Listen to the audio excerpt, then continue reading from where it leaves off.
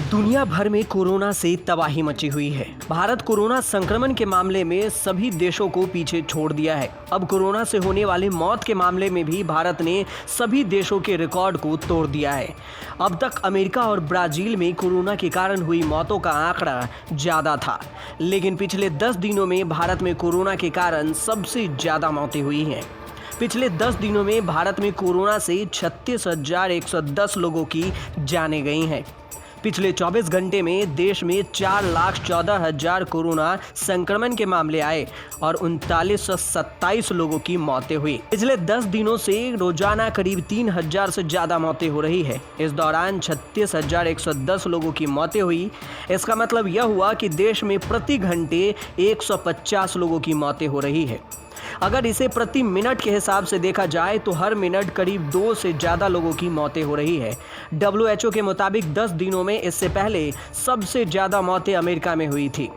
America में 10 दिनों की अवधि में सबसे ज़्यादा 34,798 मौतें रिकॉर्ड की गई थी, जबकि ब्राज़ील इस मामले में दूसरे नंबर पर था। ब्राज़ील में 10 दिनों की अवधि में अधिकतम मौतें 32,692 रिकॉर्ड की गई। मैक्सिको में 10 दिनों की अवधि में 13,897 मौतें रिकॉर्ड की गई थी, जबकि ब्रिटेन में यह आंकड़ा 13,266 था। पिछले 24 घंटे में भारत के 13 राज्यों में कोरोना के कारण 100 से ज़्यादा मौतें हुई हैं। 6 राज्य और केंद्र शासित प्रदेश में कोरोना का आंकड़ा रिकॉर्ड स्तर पर पहुंच गया। आबादी के हिसाब से 13 छोटे राज्यों में सबसे ज़्यादा मौतें उत्तराखंड में हुई है।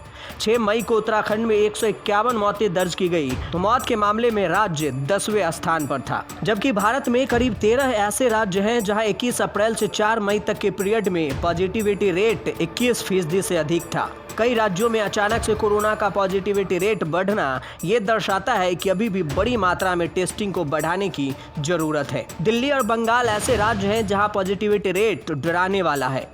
8 से 21 अप्रैल के बीच दिल्ली का पॉजिटिविटी रेट 32% तक गया था, जबकि बंगाल का 30% तक पहुंच गया था। हालांकि कुछ अच्छे संकेत महाराष्ट्र से सामने आ रहे हैं, जहां अप्रैल के दोनों पीरियड में पॉजिटिविटी रेट में गिरावट दर्ज की गई।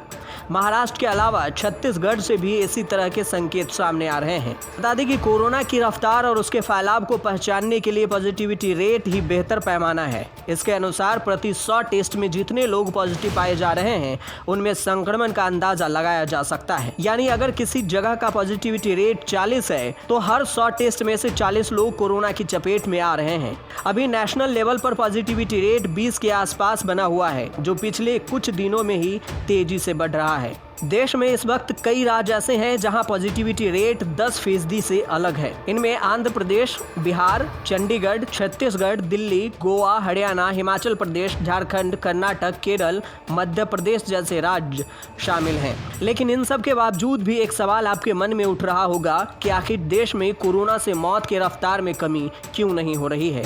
इसके कई कारण हैं। एक तो पॉजिटिविटी रेट में कमी नहीं होना, दूसरा फर्टिलिटी रेट में कमी नहीं देखी गई, और तीसरा कि वैक्सीनेशन और टेस्टिंग की रफ्तार बहुत धीमा है। पिछले साल की तुलना में देश में कोरोना केस फर्टिलिटी में कमी नहीं देखी गई।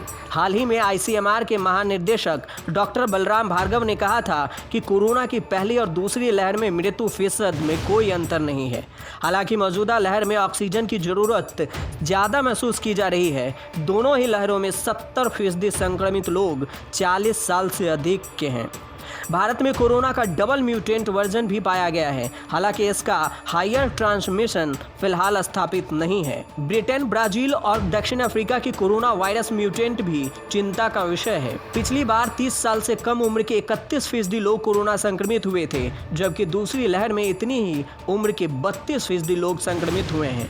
पिछले बार की तरह इस बार भी 30 से 45 साल के 21% लोग कोरोना का शिकार हुए हैं। देश में जितने कोरोना के मामले हर रोज दर्ज हो रहे हैं, उनमें से ज़्यादातर लोगों को अस्पतालों में बेड्स नहीं मिल रहे। देश में हालात इतने खराब हैं कि ऑक्सीजन के लिए सरकार को सेना से सहायता लेना पड़ रहा है। लगातार तेजी से बढ़ रहे मामलों के बीच इलाज करा रहे मरीज यानी सक्रिय मामलों की संख्या में बढ़ोतरी हो रही है और देश में ऑक्सीजन की कमी, दवाइयों की कमी देखी जा रही है। अप्रैल में एक दिन में मरने वालों की संख्या की बात करें तो 28 से 30 अप्रैल तक हर दिन 3000 से अधिक लोगों की जान गई। 21 से 27 अप्रैल के बीच हर दिन 2000 से अधिक लोगों की मौतें हुई और 12 से 20 अप्रैल तक हर दिन 1000 से ज्यादा लोगों ने दम तोड़ा था। दुनिया भर में महामारी से अमेरिका सबसे ज्यादा प्रभावित देश है, उसके बाद भारत का ही नंबर आता है। हालांकि कोरोना से कोहराम के बीच देश भर में कोरोना के खिलाफ वैक्सीनेशन का काम भी जारी है। भारत सरकार के अनुसार अब तक कुल 17,35,00,000 से अधिक वैक्सीन की खुराकें राज्यों को दी जा चुकी है। बता दें कि देश भर में कुल कोरोना के मामले 2,14,91,598 और कुल मौतें 2,34,083 के पार पहुंच गई हैं।